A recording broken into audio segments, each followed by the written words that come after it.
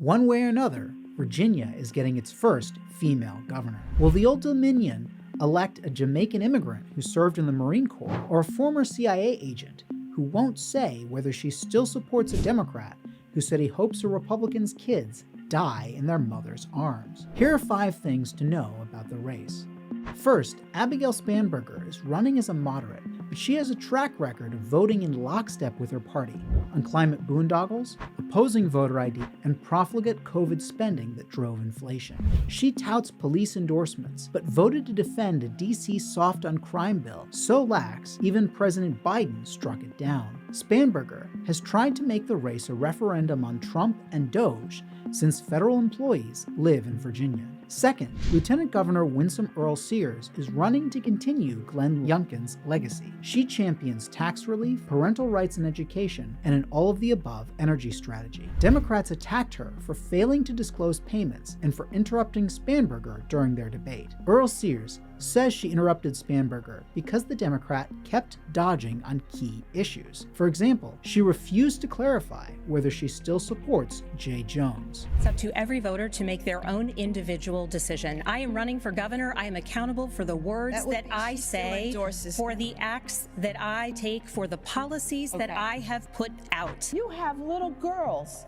What would it take him pulling the trigger? Is that what would do it? And then you would say he needs to get out of the race? Jones, the Democrat running for Attorney General, said he would rather shoot the Republican former Speaker of the House than Adolf Hitler or Pol Pot. He sent texts glorifying political violence to a Republican, and when she begged him to stop, he justified the death wish by saying, only when people feel pain personally do they move on policy. Jones apologized, and Spanberger condemned his texts, but she didn't tell voters not to support him. And since he's also a Democrat on the ticket, when she turns out voters, she's likely helping him too.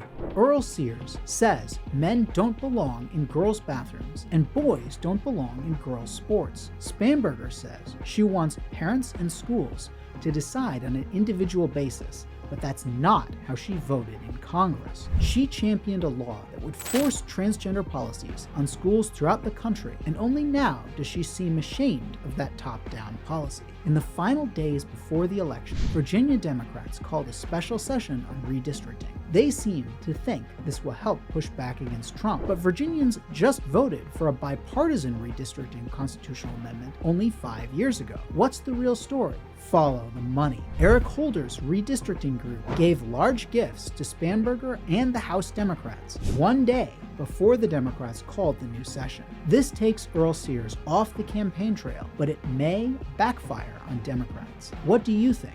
Will Spanberger win? Will Winsome Earl Sears become the first black female governor of Virginia? Let us know in the comments below.